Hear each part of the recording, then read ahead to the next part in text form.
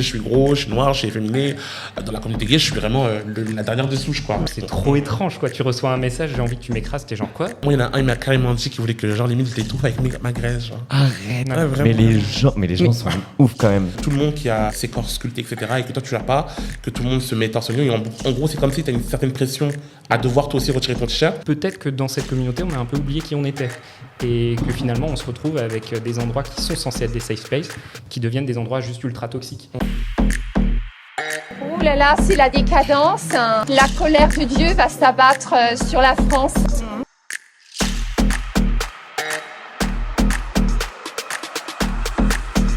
On les aime et c'est contre nature.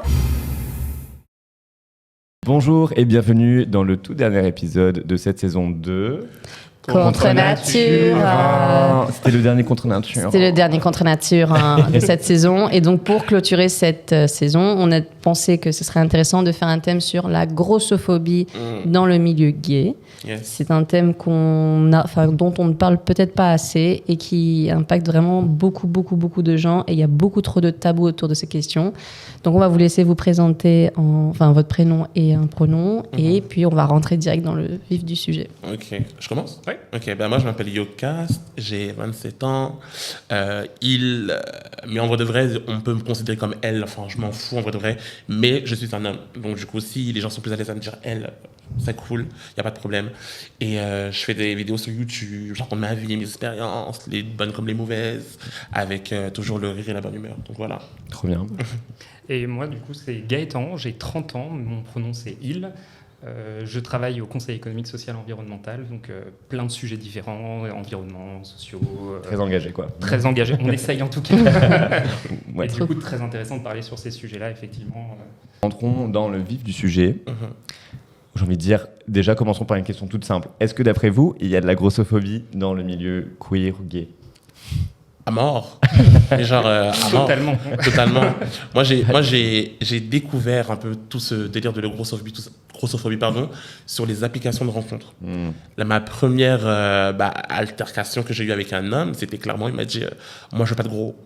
Il m'a dit ça, mais littéralement comme ça. Ouais, et genre, c'est même pas, tu sais, des fois, il y a des comptes qui sont un peu fake ou ils viennent comme ça juste pour casser du sucre comme ça, pour rigoler et se sentir intéressant. Mais non, c'était un compte vérifié avec sa photo et tout, quoi. Photo. Vraiment, une personne, elle m'a dit, non, moi, je veux pas de gros.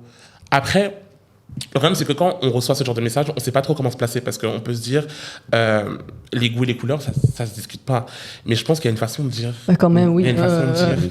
Et vraiment, là, le tact, c'est compliqué pour eux. Hein, vraiment, c'est pas... Vous aviez même pas parlé avant, c'est juste non. comme ça de but en blanc. Non, c'était mon début sur les applications. Je recherchais à parler avec des garçons. Donc forcément, j'envoie des taps avec Grindr. Et il aurait pu juste ne pas me répondre s'il n'était pas intéressé. Mais non, il a pris le temps de m'envoyer un message pour me dire que ouais, non, j'aime pas les gros. Genre, et derrière, il s'en fout de la... Et il s'en fout de ce qui cause moi psychologiquement. T'avais quel âge du coup ? J'avais 21 ans. Okay. J'avais 21 ans et suite à ça, jusqu'à aujourd'hui, j'ai plus jamais osé renvoyer un taps à qui que ce soit.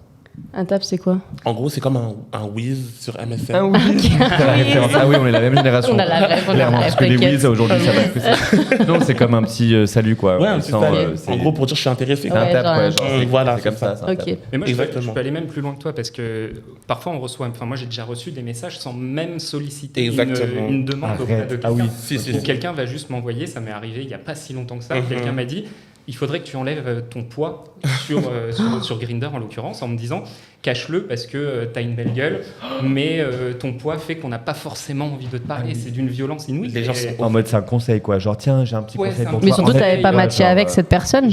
Non, il a pris contact. Le pire en plus pour l'anecdote, c'est quelqu'un que je croise régulièrement dans mon quartier donc il sait que vous vous croisez, enfin lui j'arrive pas à savoir s'il le sait consciemment que c'est moi, mais en tout cas sous un espèce de prétexte de je vais te donner un petit conseil. Bienveillance. C'est hyper Merci beaucoup. Et toi, tu sais pas trop quoi répondre. Donc moi, j'essaie toujours de répondre un peu en étant un peu drôle, en disant merci beaucoup pour ton conseil. Je vais l'appliquer. J'arrive pas à être méchant avec ce genre de. Faut les bloquer. Tu cherches même pas à répondre. C'est difficile parce que tu te dis est-ce qu'ils sont juste idiots Est-ce qu'ils ont besoin d'être éduqués? Est-ce qu'ils croient faire la bonne chose aussi? T'imagines qu'eux, au fond, ils disent c'est bon, j'ai fait ma BA du jour, j'ai dit qui était. Et du coup, toi, Gaëtan, ce serait quoi la première approche face à la grossophobie que tu avais fait? C'est sur les applications également, comme toi, en fait, où des gens vont envoyer un message, même pour donner finalement leur avis sur ton propre corps. Et c'est là où c'est hyper violent, en fait. Et on n'a rien demandé. On est tranquillement en train d'essayer de discuter avec des gens, de rencontrer des personnes. Et on va se prendre ce message qui arrive un peu de nulle part et qui va nous dire « Tu devrais pas faire ça, tu devrais pas mettre ton poids sur Grindr, tu devrais pas mettre ta taille, t'es grand, mais ton poids ne donne pas envie de discuter avec toi. » Mais on t'a pas sonné, en fait. C'est ça, je t'ai rien demandé, moi. Et encore une fois, je suis d'accord avec toi, les goûts et les couleurs, ça se discute pas. Mais il y a ce truc où on n'est pas obligé d'être violent avec l'autre. Respecter l'un l'autre, c'est juste ça. Mais pourquoi justement il y a cette grossophobie, vous pensez, dans le milieu gay? Et à quoi est censé ressembler un gay Les critères de beauté font que pour être un bon gay, pour moi, il faut être mince, blanc, plutôt masculin, assez grand. Vraiment, en gros, l'homme idéal, entre guillemets. Ouais. Musclé. Voilà, musclé, vraiment ça. Si t'es pas ça, forcément t'es plus dans les codes. Et à partir du moment où quand t'es pas dans les codes, forcément tu deviens une cible aux critiques. Et en tant que gros, on est fort vite mis face à ces critiques-là. Quoi. Que ce soit sur les réseaux, même dans la vie de tous les jours. Même par exemple, truc tout simple, il y a les applications de rencontres, mais il y a aussi par exemple les soirées LGBT, les soirées gays. Ouais. J'en fais pas mal et j'ai vu comment on me reçoit en soirée. C'est une approche étrange. Bon, après, on va dire que je mets un peu le fait que je sois assez extraverti sous le fait que ça peut passer. Mais si je suis pas comme ça, ils vont tout de suite me voir comme étant ouais, qu'est-ce que tu fais là? En gros, t'as pas ta place. Mais comment tu te sens? Comment elles le font savoir? Par des regards, par même des fois, un jour, ce que j'ai entendu, il passe devant moi, il me dit oh mon Dieu, mais qu'est-ce qu'elle fait là, cette grosse? Cette grosse. Mais vraiment un truc comme ça, alors que c'est un endroit qui est supposé. Mais il te le dit toi directement? Pas forcément directement, mais de façon à ce que je puisse entendre, pour que je me sente mal à l'aise. C'est et quelqu'un que tu connaissais ou que tu connaissais même pas? Des gens lambda comme ça. Oh, ok, ouais, super. Bien entendu, et le truc c'est que ces endroits-là, c'est supposé être des endroits safe pour nous. Au final, on voit que c'est safe que pour certaines personnes, quoi. Mais tu vois, pour rebondir sur ce truc-là, je trouve que c'est la communauté LGBT. Il y a plein de gens qui ont souffert en fait de l'ostracisme, de plein de choses, de critiques, etc. Et en fait, on reproduit un schéma qui est beaucoup plus global dans la propre communauté. Évidemment, après, les gens se retrouvent en fonction de à quoi ils ressemblent, de ce qu'ils aiment dans la vie, etc. Mais je trouve que c'est d'une violence inouïe et encore de devoir se retrouver, de devoir rechercher un nouveau safe space. Exactement. Pour pouvoir s'exprimer. Et je suis d'accord que les boîtes de nuit, moi je trouve, pendant longtemps, j'y suis pas allé. Pas plus tard qu'il y a 15 jours, j'ai un de mes copains qui m'a dit que il a embrassé un mec, sauf que les potes du mec trouvaient qu'il n'était pas suffisamment bien pour ce gars-là. Il y a eu des regards, il y a eu des commentaires, il y a eu des trucs. C'est vraiment pas normal en fait qu'on laisse les gens faire ce qu'ils veulent, mais on n'a pas besoin de cette violence-là. Tu dis reproduire, on reproduit du coup le schéma. Exactement. Mais même au-delà de reproduire, on le reproduit mais x10 en fait. C'est encore plus intense dans le milieu gay. Ce code et ce dictat du patriarcat un peu, de à quoi ressemble l'homme toxique même, tu vois, auquel on veut ressembler. Mais je pense indirectement, ça vient quand même d'une homophobie qui est aussi exactement intériorisée, qu'on tout ressent tous en fait. C'est limite si on a besoin, vu qu'on a de l'homophobie intériorisée, on veut ressembler encore plus à un homme, plus que les hommes, tu vois, genre le mec parfait, musclé, bien taillé, tu vois. Donc quand tu sors de ce schéma-là, t'es rejeté un peu de la commune gay, tu vois, ou du monde gay cliché, quoi. Mais on a normalisé un certain nombre de choses, parce que même sur les applications de rencontres, le nombre de comptes où il y a, encore une fois, les goûts et les couleurs, ça se discute pas. Mais pas de gros, pas d'Asia, pas de noir, pas de... Exactement. Mais ça, c'est légal de mettre ça sur le... Je saurais pas dire. Je pense qu'ils l'ont légalisé. Ouais, c'est ça. Les gays ont dit ok, on peut le faire. C'est limite, c'est une préférence, tu vois. Pour eux, c'est genre normal. Mais même dans les critères sur certaines applications, tu peux mettre certains trucs qui, moi, je trouve, sont hyper limites en fait. C'est quoi comme genre de critères que tu verrais, que tu vois souvent? La race, tu peux mettre ton poids, taille, tout ça. Plein de trucs qui sont super précis pour une personne, comme si tu cherches à créer ta propre personne, quoi. Et je trouve que c'est dommage parce que ça enlève le côté que tu rencontres une personne, tu apprends à la connaître. Non, tu cherches littéralement qu'un physique, quoi. Et c'est trop dommage. Et dans la communauté, le physique prime, mais à 100%, quoi. C'est le physique avant la personne. Et à quoi c'est dû, vous pensez? Enfin, au-delà de l'idée de l'homme parfait ou ce que tu disais de l'homophobie intériorisée, vous pensez que c'est dû à quoi cette recherche de perfection? Moi, je pense que les médias ont beaucoup joué, dans le sens où les personnes qui étaient représentées dans la communauté, c'était tout le temps les mêmes personnes. Donc forcément, quand tu regardes dans les magazines que tu vois qu'il y a que des mecs qui sont super musclés, super masculins, machin, forcément, tu vas vouloir être attiré par ces personnes-là. Tout le temps, c'est comme ça. Même, par exemple... Ah, mais les médias donc traditionnels, mais qui sont pas gays, du coup. Non. Ah, ok, les médias en général qui représentent l'homme. Moi, je pense que c'est en général. Que ce soit gay, hétéro, en général. Parce que pour le coup, c'est un peu la même chose partout. Oui, de ouf. Donc, c'est pareil. Même, par exemple, moi, je danse souvent en soirée LGBT, tout ça. Et je me suis vu refuser il y a quelques jours. Pourquoi? J'ai appris par la suite que c'est parce que j'étais gros. Alors, ils m'ont dit clairement que non, c'est pas attrayant. Mais refuser de danser? Ouais, refuser de danser sur scène. Parce que j'étais gros. Mais du coup, ça plairait pas aux gens qui sont là pour voir des mecs ça plairait pas à la clientèle. Ouais. Ah, le fait de devoir danser, les gens partiraient, quoi. Exactement. Et juste après que j'ai appris ça, je suis quand même retourné à la boîte pour voir qui m'a remplacé, du coup.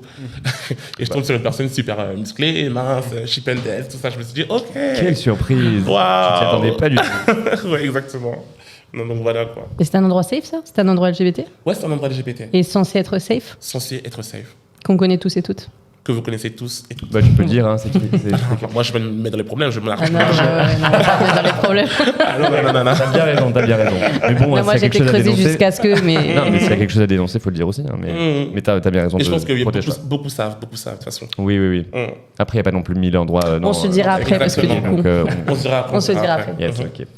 Et toi, Gaëtan, du coup? Je pense que je suis d'accord avec toi, les médias, de manière traditionnelle, de toute façon, que ça soit sur le corps des femmes, que ça soit sur le corps des hommes, c'est extrêmement difficile.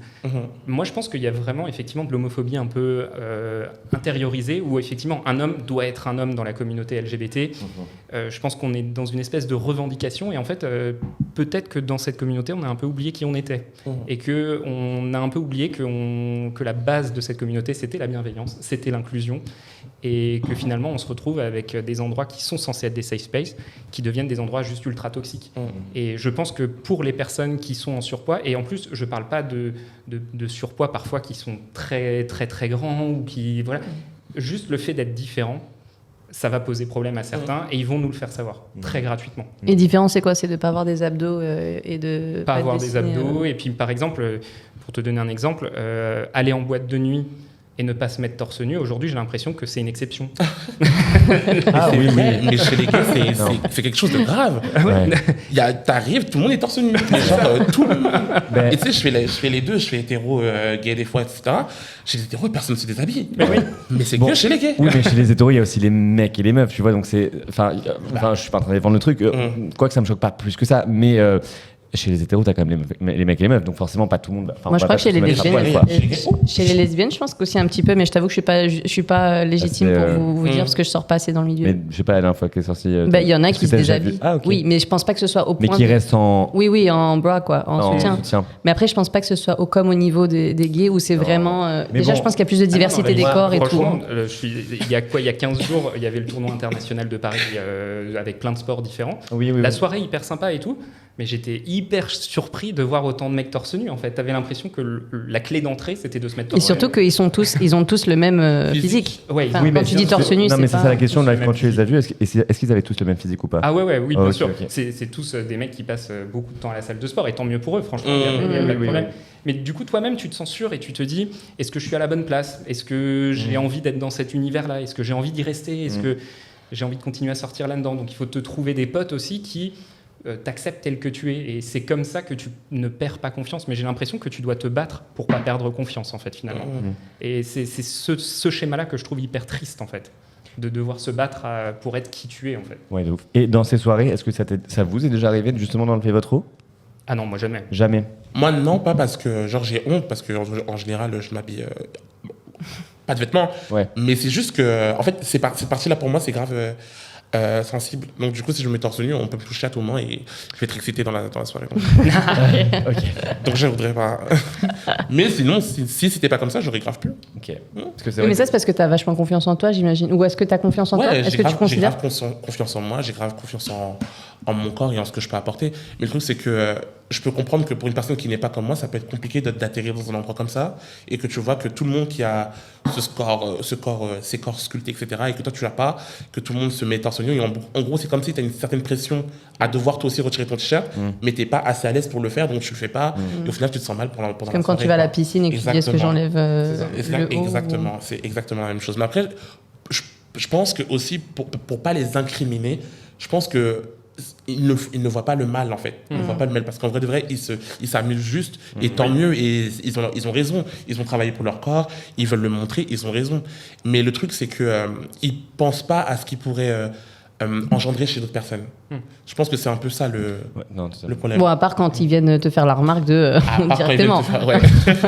Après, objectivement, que ce soit pas forcément en hiver, mais en été, quand il fait très chaud dans une discothèque, je pense que du coup, c'est un peu un avantage qu'ont les hommes, c'est que justement, tu peux enlever le haut, tu vois, mais parce que sinon, tout le monde est en sueur. On sait aujourd'hui. T'enlèves ton mais haut, est-ce que c'est vraiment. Non, mais alors, moi, je fais partie. Alors, oui, techniquement, mais je fais aussi partie de ceux qui l'enlèvent des derniers, tu vois, en mode genre, moi, je me mets pas la pression, tu sais, parce qu'en fait, il arrive un moment dans la soirée où tout le monde le fait. On dirait que c'est genre minuit 30, allez hop, c'est parti. Et tu vois, comme vraiment tout le monde le fait, et t'es là genre non, en fait.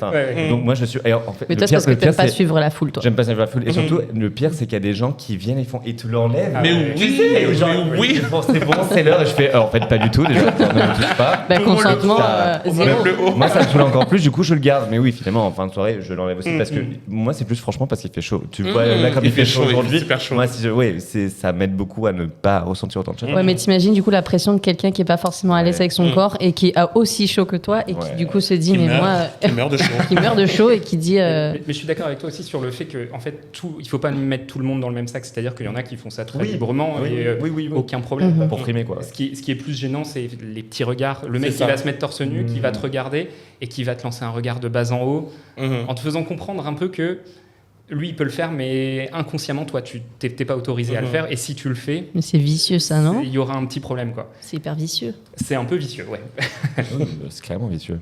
Et tout passe par le regard, en fait. Parfois, je trouve qu'il n'y a même pas besoin d'un mot, il n'y a même pas besoin de vraiment partir dans une discussion. C'est juste le jeu de regard. Parfois, de l'autre côté de la salle, il y a un mec qui va te regarder. Et tu sens que c'est un regard qui est pas un regard de drague, comme tu peux en avoir, mais un regard vraiment de... Pourquoi il est là, ce gars ? Qu'est-ce que tu voulais en fait ? Ouais, c'est ça. Mais du coup, moi, ma question, c'est que font, parce que ça, cette proportion de personnes gays qui est justement sculptée à l'image de ce que vous êtes en train de décrire, mais tous les autres qui représentent, à mon avis, un très large pourcentage, ils sortent où ? Ils font quoi ? Enfin, on les voit où ?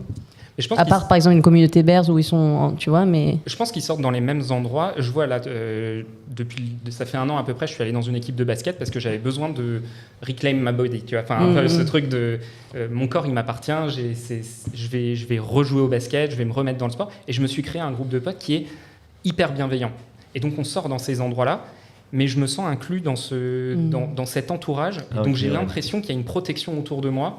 Même vis-à-vis de mon propre corps. Et finalement, c'est un peu de la confiance par proxy, quoi. Enfin, ils me donnent confiance parce qu'ils m'incluent dans leur soirée, ils sont corrects avec moi et tout ça. Et donc, je fais un peu abstraction des autres.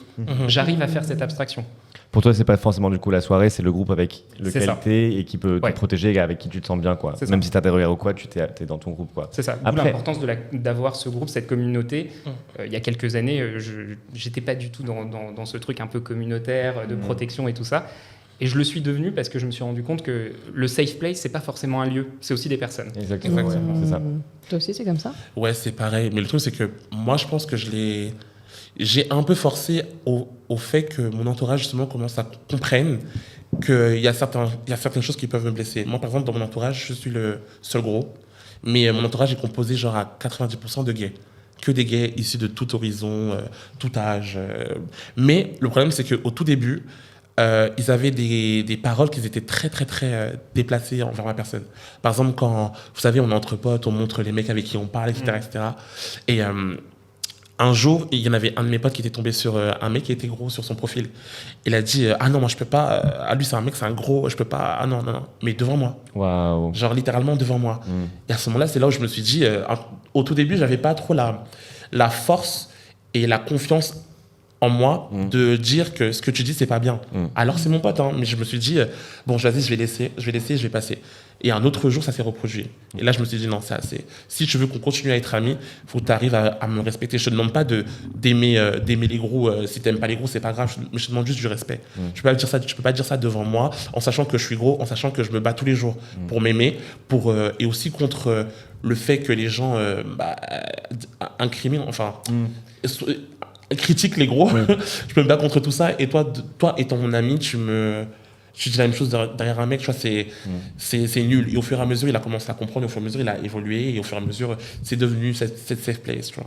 Est-ce que ça vous est déjà arrivé d'avoir des potes ou un entourage, justement, quand tu dis un safe space, tout ça, des potes qui vous défendent face à des critiques, face à des remarques que vous pouvez avoir? Parce que moi, je pense que je crois que la toute première fois que j'ai eu affaire à la grossophobie, pas à titre personnel forcément, mais que j'ai vraiment compris le concept de grossophobie, parce que pour moi, je pensais même pas que ça existait, parce que comment est-ce qu'on peut avoir une phobie ou détester des personnes grosses? Je vivais au Mexique, non, au Canada, pardon, et c'était bref, je vivais au Canada, et c'est un mec gay, du coup, qui faisait partie de notre bande de potes et tout, qui est pas non plus genre, tu sais, le mec qu'on idolâtre en mode Ken et tout ça, mais il disait moi j'ai pas de potes gros. Et j'étais genre, comment ça t'as pas de potes gros? Non, moi les gros, ça n'a rien à voir, je les aime pas, j'ai pas de potes gros dans mon entourage, ils sont feignants, ils bougent pas, ils sont dégueulasses. Et moi je suis resté sur le cul parce que genre, la première fois que j'entends ça, je me dis mais est-ce que c'est possible? Comment est-ce que c'est possible de détester quelqu'un de gros, tu vois? Mais est-ce que je pense qu'il y a aussi beaucoup à voir, je raconte cette histoire parce que je pense que dans ces milieux-là, cette culture et cette mentalité, elle peut être assez généralisée. Et si t'as pas des gens dans ton entourage qui sont là pour dire non mais tu peux pas dire ça. Exactement. Je pense qu'il y a beaucoup de gays qui ouvrent pas trop la parole pour dire que c'est pas ok, tu vois. Exactement. Est-ce que vous, on vous a déjà défendu par rapport à ça? Moi, franchement, mes amis, je sais que c'est mes ride or die. Okay. Ils vont tellement me défendre. Mais même avant qu'eux me défendent, moi-même, je vais me défendre tout seul. Mais je sais que si j'ai besoin d'eux, ils sont derrière moi. Et ça me fait tellement plaisir parce que je sais que la dernière fois, justement, j'en parlais dans une de mes vidéos YouTube. Je disais que l'entourage, si t'as pas un bon entourage, tu pourras jamais être bien avec toi-même. Et je me sens tellement bien dans mon entourage que toutes les critiques autour, tous les regards, même les trucs qu'avant j'aurais pas pu faire, par exemple aller en boîte de nuit gay parce que je savais que je me sentirais mal à l'aise. Quand je suis avec eux, je me dis mais on y va et qui va dire quoi? Ouais. Et c'est un truc vraiment que je souhaite à tout le monde, que ce soit personne grosse, pas grosse, machin. Vraiment avoir un bon entourage, c'est hyper important. De ouf. Je pense aussi que tu as le côté de la manière dont tu te considères, tu vas en parler à tes potes. Moi, il y a plein de fois où devant mes meilleurs potes, franchement, j'étais dans un état psychologique pas bon et où ma santé mentale, elle était pas bonne. Et je leur disais, je suis gros, il faut que j'aille plus au sport, il faut que je fasse ça, il faut que je fasse ça, il faut que je fasse ça. Et ils me disaient, mais déjà, non, t'es pas gros, t'es tout à fait normal, non, t'es pas ça. Et en fait, tu te crées toi-même une espèce d'image de toi-même qui parfois peut être pas la bonne. Et pour revenir sur les potes, je pense que l'entourage est effectivement très important. Moi, il y a pas très longtemps, j'avais pris rendez-vous dans une clinique en me disant, ça y est, je fais une liposuction, je vais faire ça. Et mes potes, ils m'ont fait comprendre que c'était une trop mauvaise idée. Et en fait, donc certains, ils ont réagi en disant tu fais une connerie, arrête. Et d'autres, ils m'ont dit ok, vas-y, t'inquiète, vas-y. Là, t'as fait le tri de tes amis. Là. On en reparle. Et en fait, ça m'a fait réagir aussi. Parce qu'au fond, on se connaît tellement bien que je savais qu'ils n'étaient pas du tout favorables à ce que je fasse un truc comme ça. Et finalement, 1 heure avant le rendez-vous, j'ai eu une discussion avec un de mes potes et ils m'ont dit genre t'as pas besoin de ça. Et qu'est-ce qui t'a fait te décider d'aller jusqu'à la liposuction? Ce qui m'a fait prendre le rendez-vous, du moins, c'est me dire j'ai envie d'être différent. Et mes potes m'ont posé la question, ils m'ont dit tu le fais pour toi ou tu le fais pour quelqu'un d'autre? Et en fait, en faisant un peu, j'ai pris un papier, comme on fait tous, pour et contre, et j'ai remarqué que je le faisais clairement pour les autres. Exactement. Parce que c'était quoi tes trucs? C'était j'ai envie de plaire à quelqu'un, j'ai envie de construire une relation avec quelqu'un, mais si pour intéresser quelqu'un, il faut que je rejoigne un peu ces critères-là. En plus, j'étais un peu en fin de relation, pas de date. Tu vois, tu dates quelqu'un, tu sens que c'est un peu la fin, tu te dis c'est peut-être mon corps en fait qui est le problème, donc tu cherches des excuses un peu sur tout ça. Et finalement, tu te dis ok, je vais y aller. Tu parles aussi avec certaines personnes qui ont pu passer par là, qui te disent qu'ils ont perdu beaucoup de poids, qu'ils se sentent beaucoup mieux. c'est pas forcément les meilleures personnes à ce moment-là avec qui parler. Est-ce que vous pensez que justement le fait qu'on vous renvoie cette image de vous, parfois, dans votre relation, si vous avez une relation avec quelqu'un, vous avez l'impression que vous ne méritez pas cette personne ou que vous avez la chance d'être avec cette personne? Enfin, vous voyez, c'est ce que je légitime, mais comme c'est parfois difficile de s'accepter, ben c'est peut-être aussi difficile du coup d'être avec quelqu'un qui finalement va vous tirer vers le haut parce qu'on se dit déjà, j'ai de la chance d'avoir quelqu'un qui m'accepte. Ça vous est arrivé, ça? Pour répondre à ta question, je vais rebondir aussi sur ce que tu as dit tout à l'heure, parce que moi, je parlais avec un mec, genre qui était gros et tout, et le truc, c'est qu'il était en train de maigrir, en gros. Il faisait tout pour maigrir. Moi, quand je l'ai rencontré, je le trouvais bien et tout, je le trouvais beau et tout, donc du coup, on discute. Et au fur et à mesure, il commence à me dire ouais, mais toi, tu veux pas maigrir? Je lui dis genre non. aussi avec lui, quoi. Avec lui, je me dis non, je me sens bien, pourquoi? Il me dit parce que je sais pas, tu verras si tu maigrissais, tu te sentirais mieux, tu verras ton corps, tu seras plus beau, machin. Je me dis mais en fait, avant qu'on commence à parler, j'avais pas compris qu'il maigrissait pour plaire. Moi, je pensais que c'était pour lui parce que, voilà, comme les gens qui veulent maigrir, quoi. Et il me dit, non, moi, au début, j'étais trop gros, je m'aimais même pas. Là, regarde, là, je suis en train de perdre du poids, je me sens mieux, machin. Après, je lui pose la question, je lui dis, mais tu fais ça pour qui? Tu fais ça pour toi ou tu veux juste parce que tu veux plaire? Il me dit, parce que, ouais, je veux plaire. Pendant tout longtemps, j'ai été seul, j'étais gros, j'étais triste, personne ne voulait de moi. Maintenant, quand je commence à maigrir, je vois que les gens commencent à s'intéresser à moi. Etc. Mais je lui dis, mais le problème, c'est que là, tu vas... Et le pire, c'est que la façon dont comment il maigrisait, c'était même pas sain. Parce qu'il ne mangeait pas, il s'affamait, il faisait des trucs de sport pendant des heures et tout. Je me dis, mais c'est même pas sain ce que tu fais. C'est pas sain ce que tu fais. Il me dit, c'est pas grave, moi, je veux maigrir à tout prix.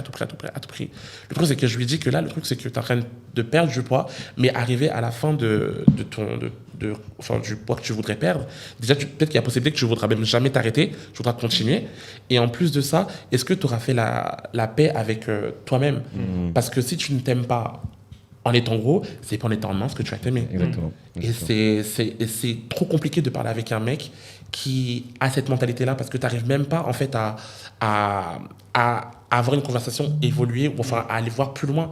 Parce que cette personne est tellement centrée sur le fait qu'elle doit plaire, elle doit maigrir, ça fausse tout. Alors que la personne, elle était super intéressante, on parlait bien, on rigolait, mais dès que le poids est arrivé sur le terrain, tout était fini. Genre, tout était fini, il n'y avait plus rien. Là, j'étais face à une personne qui voulait juste perdre du poids pour plaire. Et c'est trop dur et c'est trop dommage, en vrai. C'est triste, en vrai, pour lui aussi, quoi. Pour lui aussi, ouais.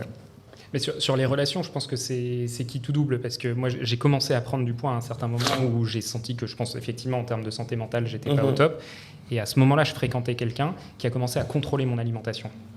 Je pense que c'est... Mais contrôler dans le sens où littéralement il te disait ça tu peux pas? Ouais, et puis c'était vraiment très limite. À l'époque, je bossais pour une marque qui mettait en avant les corps de manière excessive. Tu peux dire le nom de la marque ou pas? Abercrombie.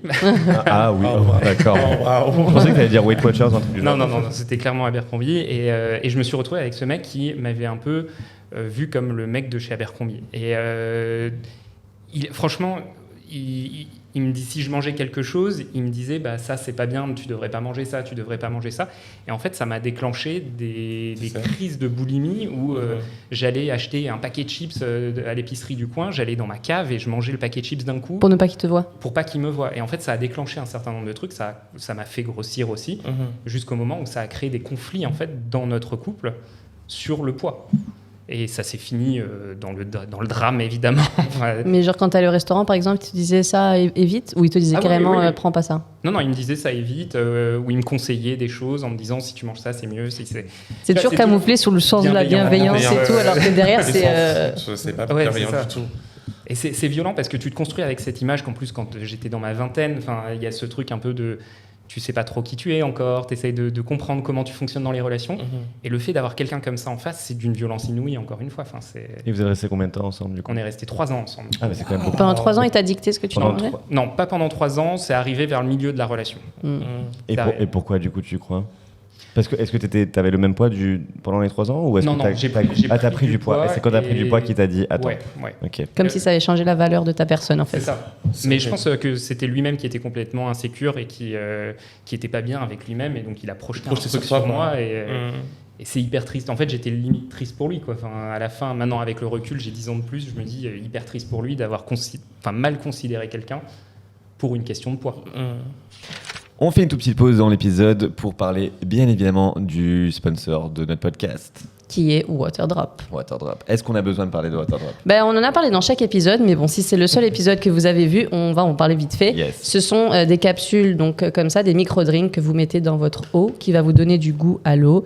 C'est vegan, sans caféine, sans gluten, Sans sucre, surtout. avec des vitamines. Et sans sucre. Et sans sucre. Et l'idée de Waterdrop, c'est justement de lutter contre la consommation de plastique. Donc justement, on va passer plutôt par l'eau du robinet. Avec des gourdes, qu'on va ils ont consommer une en multitude de gourdes. Et notamment là, ils ont sorti une gourde pour la Pride qui est magnifique, Elle est qu'on a magnifique. laissée à la maison. On mais l'a on pas en a, aujourd'hui. on l'a pas aujourd'hui. On vous la montrera en story éventuellement. Yes. Du coup, on va vous montrer une petite vidéo tout de suite.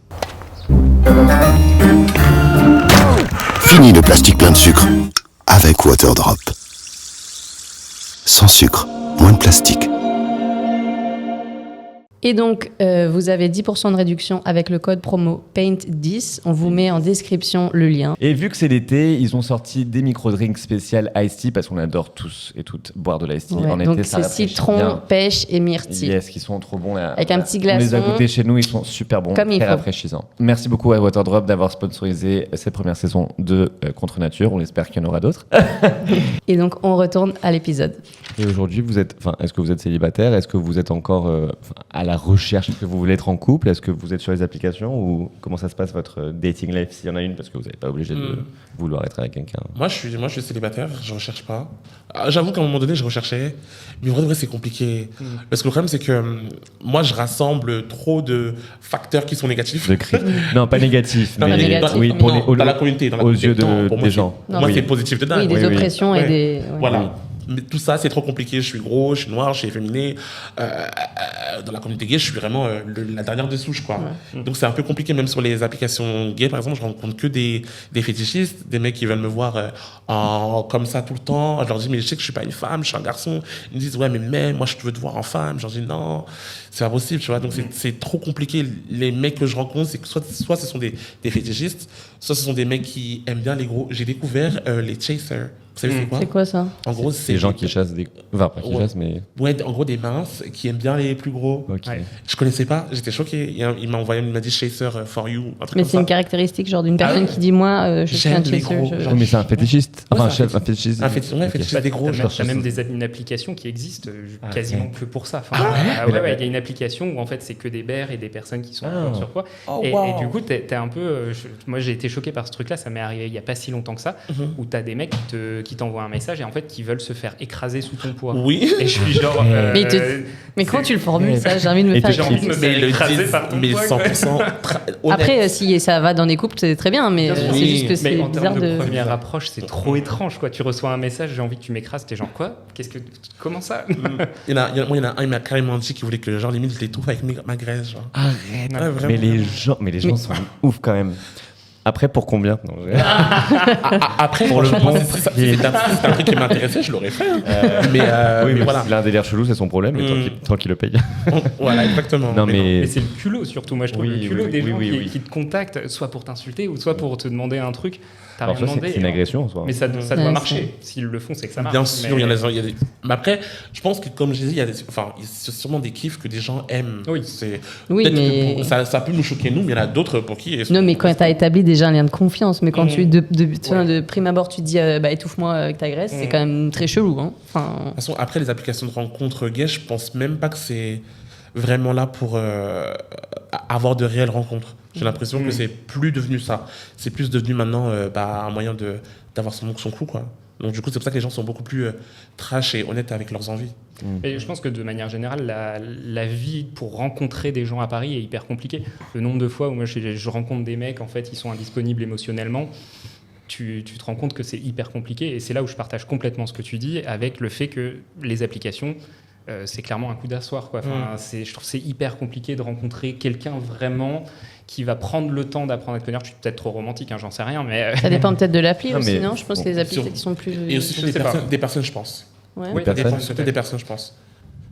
Ok. Moi, je trouve que quand même, c'est possible. Enfin, moi, pour le coup, donc, j'ai rencontré mon Oui. ex sur une application de rencontre, sur Tinder. Et je pense que oui, les gens utilisent un peu les applications comme ils veulent. Après, je pense que c'est quand même possible de faire des bonnes rencontres. Je dis ça, mais moi aussi, j'ai eu mon nombre de dates qui du coup, ne marchent pas du tout et tu te dis, mais à quoi ça sert? Donc, du coup, cette histoire-là, je la ressens et je l'ai écoutée un nombre de fois. J'exagère un peu. Enfin, non, évidemment. mais en soi, tu as raison. Et justement, moi, ça fait 2 ans presque que je suis en couple. Donc, si ça se trouve, ces 2 dernières années aussi, ça a changé un peu la dynamique. Mais moi, je voulais revenir un peu sur ce que tu avais dit que, comme chose négative, on rappelle, c'est pas négatif, mais le fait que tu étais efféminé. Et je pense qu'un peu aussi, donc il y a ce côté aussi follophobe dans la communauté gay qui va de main en main avec la grossophobie, tu vois, genre être gros et être aussi efféminé, c'est un peu le même bateau et c'est les mêmes galères que. Et c'est ce que tu disais au début avec la société patriarcale et l'homme un peu alpha qui est un peu paradoxal que dans la commu gay, que ce soit pas efféminé et musclé. J'ai l'impression que dans tout ça, il y a des types de gros qui sont acceptables. Comme quoi, c'est-à-dire ? Par exemple, je pense qu'un gros qui est plutôt masculin sera beaucoup plus accepté qu'un gros qui est plutôt féminin. Un gros masculin, c'est quoi ? C'est par exemple les bears Ouais, par exemple, bear, hauteur, tout ça. J'aurais cru l'inverse, moi, justement, parce qu'en mode, pour moi, dans les clichés, je pensais que le gros, c'était le drôle. Et le drôle, ou justement, le féminin. Et celui-là, on le kiffe, celui-là, on l'accepte. Mais après, le masculin, il n'a pas le code. On va nous accepter. Enfin, par exemple, moi, je sais que, comme j'ai dit tout à l'heure, quand je vais en soirée gay, par exemple, je suis grave l'attraction. Ouais. Mais ça reste que ça. Ça va pas être une chose que. Enfin, je vais pas être une personne à qui on va. Enfin, si, parce que je sais comment jouer de mes charmes maintenant. Mais avant, par exemple, c'était. J'aime trop ta tenue, j'aime trop tes cheveux. T'es trop. Oh mon Dieu, j'aime trop slay. Ça passe, c'est tout. Je me demande pas mon numéro. Non, je suis célibataire, non, rien. Ça reste que ça. Mais alors qu'un mec, un gros qui sera plutôt masculin, je pense, enfin, d'après mon expérience, je pense qu'il sera beaucoup plus apte à être. Draguer quoi. Mais ouais. c'est peut-être parce que justement c'est le côté un peu plus protecteur, tu sais, de genre ça revient encore au truc de l'homme plus protecteur et puis on privilégie quand même les hommes aux femmes en général. Donc si t'as des attraits féminins enfin c'est pas peut-être ils aiment pas ça, je sais pas. Je vais peut-être avoir une nuance sur ça parce que je pense que tu peux t'auto-censurer aussi, c'est-à-dire que le fait de prendre autant de violence sur les réseaux, quand tu te retrouves dans un endroit, en fait, tu peux tellement te fermer à la rencontre extérieure que les gens viennent pas non plus te voir. Tu vois, il y a ce truc. Parce que tu dois te dire justement, je mérite pas que cette personne vienne à me draguer, quoi. Ouais, j'ai été comme ça au tout début parce que justement, je pensais que comme je suis gros et féminin, c'est bon, c'est mort. Je pensais que c'était vraiment une fatalité. Alors qu'en vrai de vrai, pas du tout. Genre maintenant, je commence enfin, ça fait maintenant quelques années que j'ai compris que en fait pas du tout. Genre la personne que je suis, c'est tellement positif et ce que ça fait que les gens le ressentent. Et même dans toute ma vie, tout le temps maintenant, je sais que quand je rencontre des personnes, les gens vont beaucoup plus s'intéresser à moi. Mais ça, c'est une chose que tu dois prendre du temps pour comprendre. Parce que en vrai de vrai, quand tu es face à autant de regards sur toi négatifs, tu peux pas penser que oui, il faut que tu passes au-dessus de ça, c'est compliqué.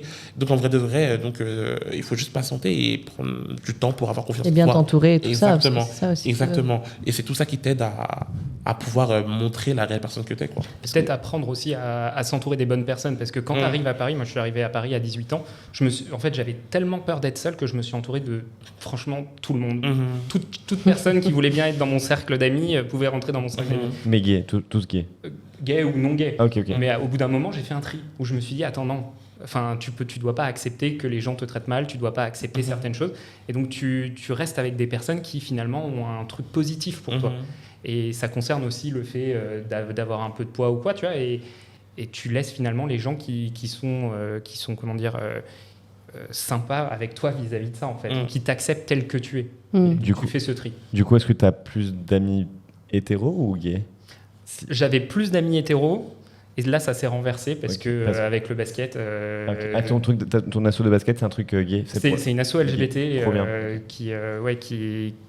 qui moi m'a permis de reprendre confiance dans mon corps. Franchement, un an ça a permis de reprendre confiance et c'est pour ça je pense que le fait de s'isoler c'est pas la bonne chose. Évidemment c'est un peu hyper simple à dire, mais le fait d'aller dans ce type d'environnement, de chercher des endroits de bienveillance, de chercher des gens qui sont bienveillants.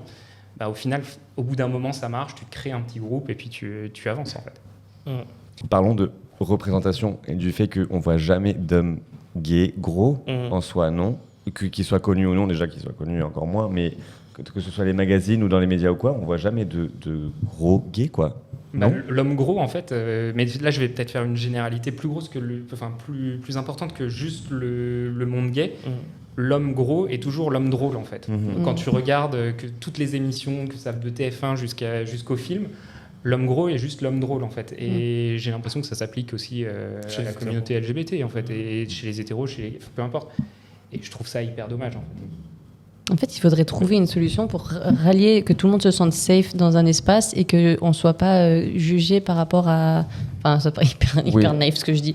Ou un peu idyllique, quoi. Mais... Un peu idyllique, mais... Moi, je trouve que ça passe aussi déjà par la représentation. On ne représente jamais des gars gays qui sont gros, quoi. Mais même au-delà de gros, moi, je pense que juste pas du prototype qu'on a en tête, tu vois. Enfin, si, parce que justement... Oui, mais au-delà de gros, si t'as pas gros... Enfin, tout ce qui est en dehors de gros, justement, je trouve est assez représenté, quoi. Mais c'est surtout plutôt les clichés qu'on voit à la télé, surtout en France. On aime bien justement dire « Ah, ce mec, il est gay, on le reconnaît parce qu'il ressemble à ceci, quoi. Ouais. » Mais juste à mettre quelqu'un de gros... Moi, j'essaie de penser à quelqu'un qui est connu et gros, franchement, je le trouve pas. Non, par exemple, regarde Sam Smith. Ouais. Ah oui, bon, ouais. Au départ, il était gros. Au départ, il était super mince. Et tout le monde était à fond sur lui et tout, etc. Dès qu'il a commencé à se sentir mieux dans son corps, il a pris un peu plus de poids. Et ça se voit qu'il vit sa vérité, il s'aime bien dans son corps. Ouais. Tout le monde le backlash, mais genre, t'es trop gros, machin. On précise que juste Sam Smith, ce genre au neutre, donc du coup, il est Yel. Yel et Yel, ouais. Ah, je savais pas. Sam Smith est non-binaire. T'inquiète. Ah, ok. Mais du coup, c'est vrai que... Mais tu trouves pas que justement, il y a beaucoup de gens qui le soutiennent de fou en ce moment? Non, je trouve que c'est super controversé dedans. Ouais. Ah ouais. Oui, déjà, en fait, c'est exactement ça. Yel est devenu beaucoup plus gros, a pris beaucoup de poids.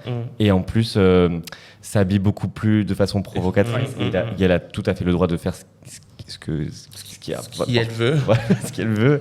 Donc, non, je pense qu'en ce moment même, Sam Smith prend énormément de critiques et on le soutient. Pas le droit d'être sexy, en fait. Pas le droit d'être sexy. Il y a ce truc-là. C'est-à-dire qu'il y a plein de clips hyper sexy, mais pas le droit, en fait, normalement. Trop de peau, trop de chair, trop d'habits, trop de maquillage. Il a dû changer toutes les décorées dans la tournée parce que les gens trouvaient que c'était quand même.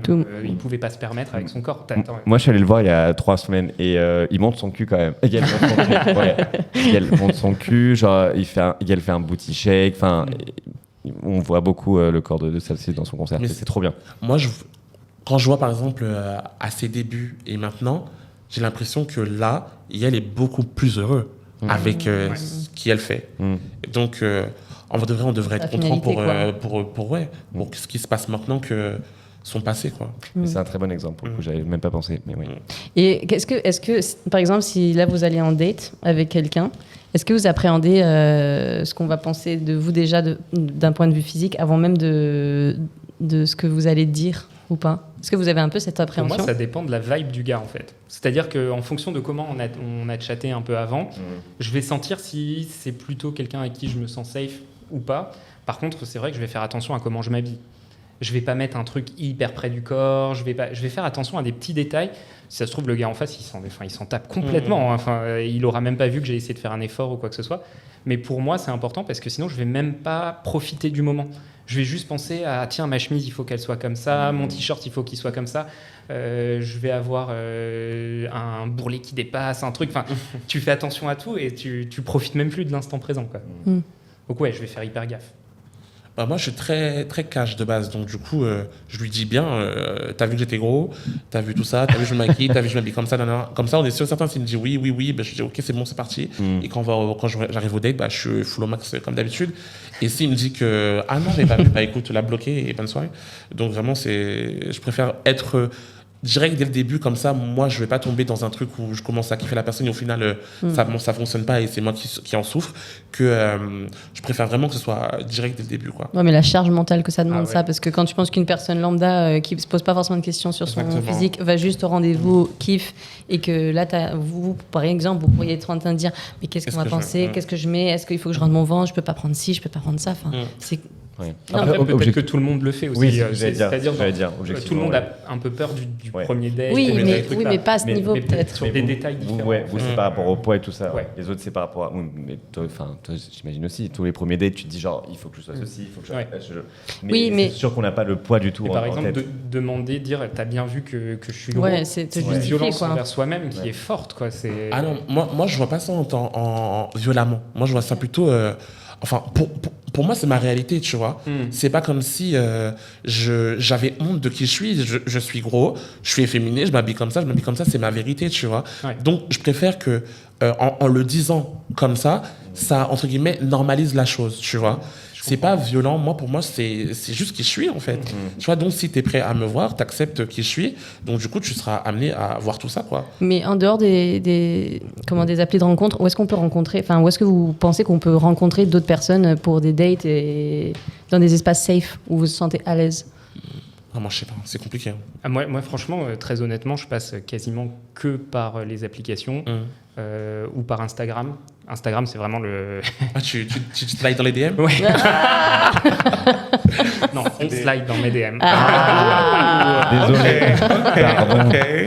C'est drôle, tout le monde dit ça maintenant. Instagram, c'est un peu la nouvelle application de rencontre. Ouais, parce que je trouve que c'est peut-être plus simple et t'as pas ce truc de c'est une application, c'est hyper codifié. En plus, t'as envie de dire genre non, je l'ai pas rencontré sur Tinder, je l'ai rencontré sur Instagram. Oh, why not?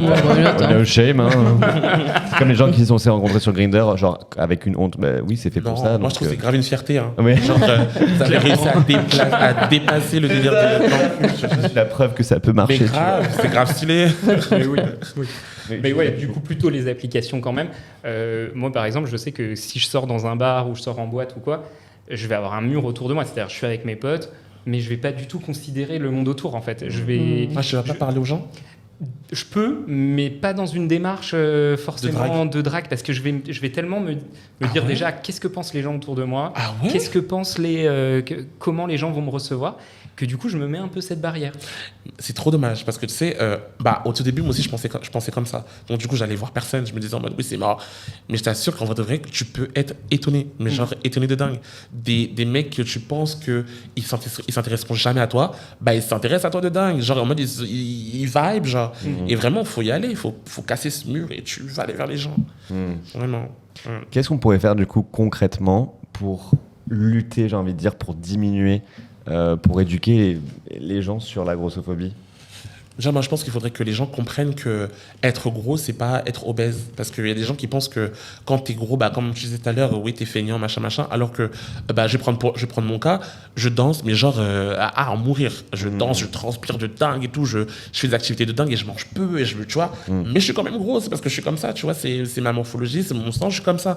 Alors que je fais des activités, mais de malade, tu vois, et j'ai de l'énergie à en revendre. Mais je suis gros. Mais je fais comment, du coup, tu vois? Le risque, c'est que les gens comprennent pas la différence à être quand tu es une personne grosse et quand tu es une personne obèse. Forcément, quand une personne est obèse, c'est une maladie, donc forcément, on veut encourager les gens qui sont obèses à se soigner. Ça, on le veut, et tout le monde le veut, même les personnes qui sont body positive. Les gens, ils pensent que quand tu es body positive, tu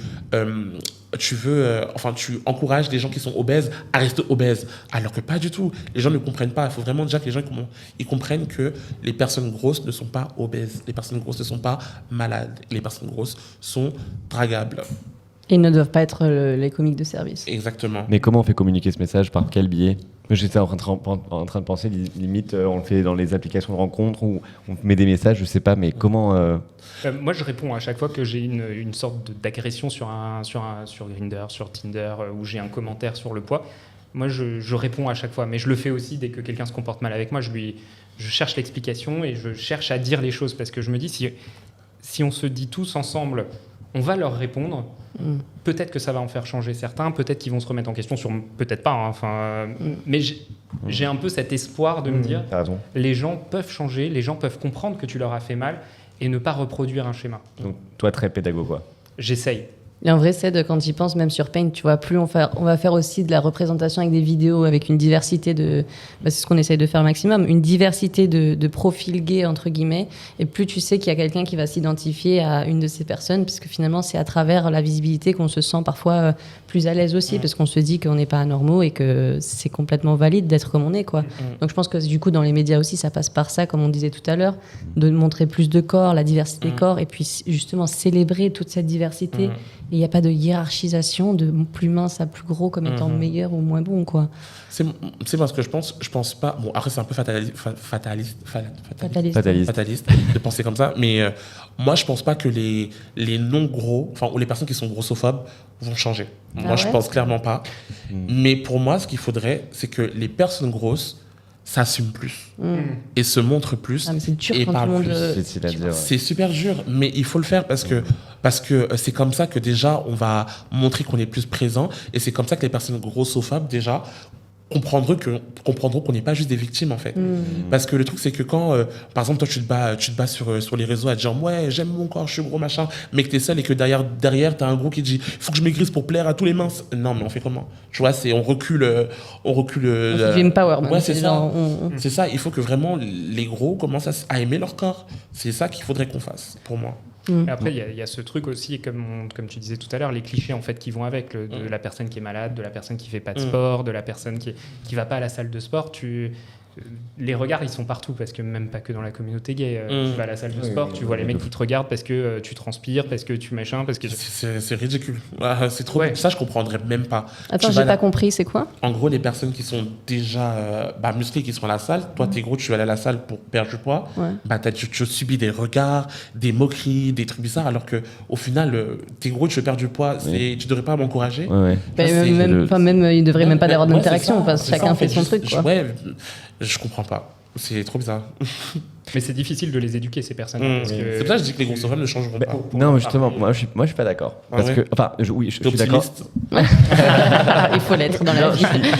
Je suis d'accord d'un certain. Je pense que les personnes grossophobes, elles peuvent changer, mais avec un énorme travail de déconstruction et de savoir pourquoi elles sont grossophobes.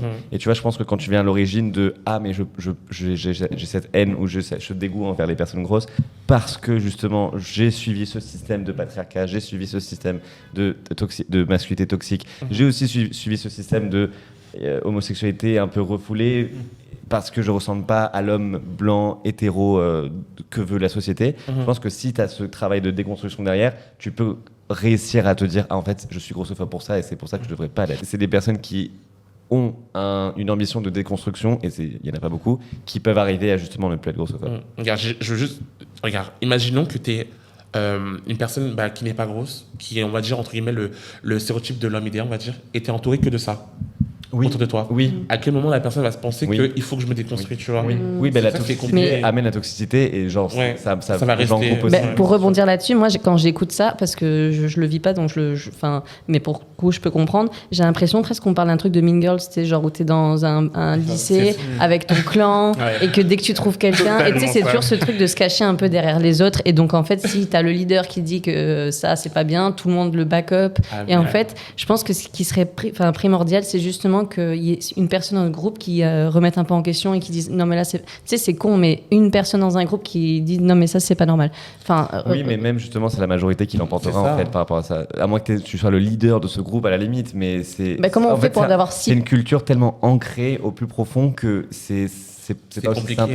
Mais après, peut-être le truc qui moi, où j'ai peut-être une vision un peu différente, moi je crois plutôt au droit à l'indifférence en fait. C'est-à-dire qu'on nous laisse tranquille, qu'il n'y ait pas... Oui, mais si c'est des regards, tu vois, c'est ça qui est compliqué, c'est que ça ils vont te le faire savoir d'une façon ou d'une autre, tu vois, ces agressions. Mais c'est vrai que c'est des micro-agressions et tu te dis, en fait, me regarde pas. Enfin, tu vois, il y a ce truc. Oui, mais tu vas pas lui dire baisse les yeux. Non plus. Baisse les yeux. Non plus.